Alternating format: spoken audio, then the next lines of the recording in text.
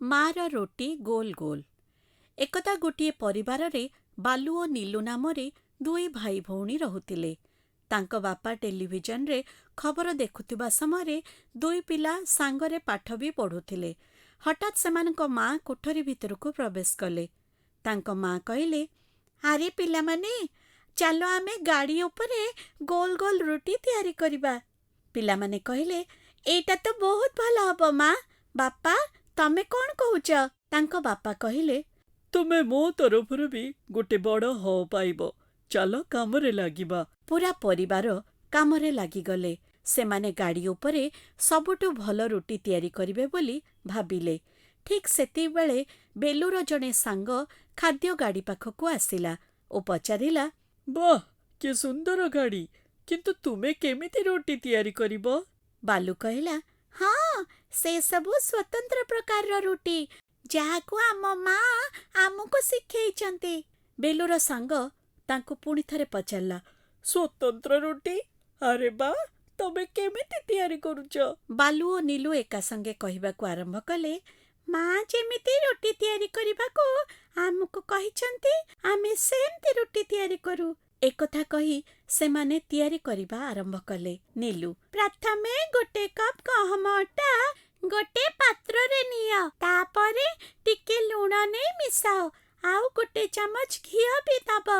ସବୁକୁ ମିଶେଇ ଦିଅ। ଗୋଟେ କପ୍ ପାଣି ସେଥିରେ ମିଶାଅ। ଆଉ ଏହାକୁ ଗୋଟେ ନରମ ମିଶ୍ରଣରେ ପରିଣତ କର। ସେଇ ମିଶ୍ରଣକୁ 10 ମିନିଟ୍ ପର୍ଯ୍ୟନ୍ତ ରଖ। ମିଶ୍ରଣଟିକୁ ସାପ ପରି ଲମ୍ବା କର ଓ ଛୋଟ ଛୋଟ ଗୋଲ ବଲ୍ ପରି ଖଣ୍ଡ ଖଣ୍ଡ କର। ବେଲଣା କାଠି ସାହାଯ୍ୟରେ ରୁଟିକୁ ବେଲିବା ଆରମ୍ଭ କର, ଯେ ପର୍ଯ୍ୟନ୍ତ ଗୋଲ ଆଉ ପତଳା ନ ହେଇଛି। ତାପରେ ରୁଟିଟିକୁ ଗୋଟେ ହାତରୁ ଆଉ ଗୋଟେ ହାତକୁ ନିଅ, ଆଉ ଗରମ ଗରମ ତାୱାରେ ପକାଅ। ଉଭୟ ପଟୁ ରୁଟିଟିକୁ ଭଲ କି ସେକ। ତାପରେ ପ୍ରସ୍ତୁତ ହେଇଗଲା ତୁମର ରୁଟି।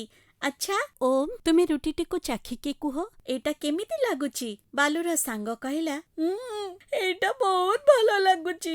ନୀଲୁର ସାଙ୍ଗ ଯେବେ ବି ସେଇ ରାସ୍ତା ଦେଇ ଯାଉଥିଲା ଆଉ ରୁଟିର ବାସ୍ନା ଜାଣିପାରୁଥିଲା, ସେ ଗାଡ଼ି ପାଖକୁ ଆସୁଥିଲା ଆଉ ଆସିକି କହୁଥିଲା, ନୀଲୁ, ଏଇ ରୁଟି ଗୁଡାକ ବହୁତ ଭଲ ବାସ୍ନା ହଉଛି, କିନ୍ତୁ ରୁଟି ଗୁଡାକ କ'ଣ ସବୁବେଳେ ଗୋଲ ଗୋଲ ହବା ଦରକାର? ହଁ ହଁ, ଗୋଲ ହବାକୁ ପଡ଼ିବ। ମୁଁ ତୁମକୁ କହିବି କେମିତି ତୁମ ରୁଟି ଗୋଲ ହବ। ମାଙ୍କ ରୁଟି ଗୋଲ ଗୋଲ, ଟଙ୍କାଟିଏ ଗୋଲ ଗୋଲ, ମାଙ୍କ ଟିକିଲି ଗୋଲ ଗୋଲ, ନୀଲୁର ଚୁଡ଼ି ଗୋଲ ଗୋଲ। ଆରେ ବାଃ, ବହୁତ ବଢିଆ କଥା ତ। ପିଲାମାନେ, ଆଉ ଗୋଟେ କଥା ତୁମେ ଜାଣିଛ କି? ରୁଟି କେତେ ସ୍ୱାସ୍ଥ୍ୟକର। ସେସବୁ ଖାଇଲେ ଭଲ ହଜମ ମଧ୍ୟ ହୁଏ। ଆରେ ବାଃ, ଏଇଟା ତ ବହୁତ ମଜା କଥା। ଆମେ ସବୁଦିନ ଏଥରକ ରୁଟି ଖାଇବୁ।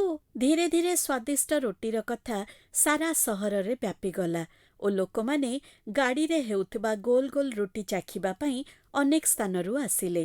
ବାଲୁ, ନୀଲୁ ଏବଂ ତାଙ୍କ ପରିବାର ବହୁତ ରୁଟି ବିକ୍ରି କଲେ ଆଉ ସବୁ ଗ୍ରାହକଙ୍କୁ ଖୁସି କରିଲେ। ତେଣୁ ଉତ୍ତମ ଖାଦ୍ୟ, ଉତ୍ତମ ସ୍ୱାସ୍ଥ୍ୟ, ଏ କଥା ସବୁବେଳେ ମନେ ରଖିବ।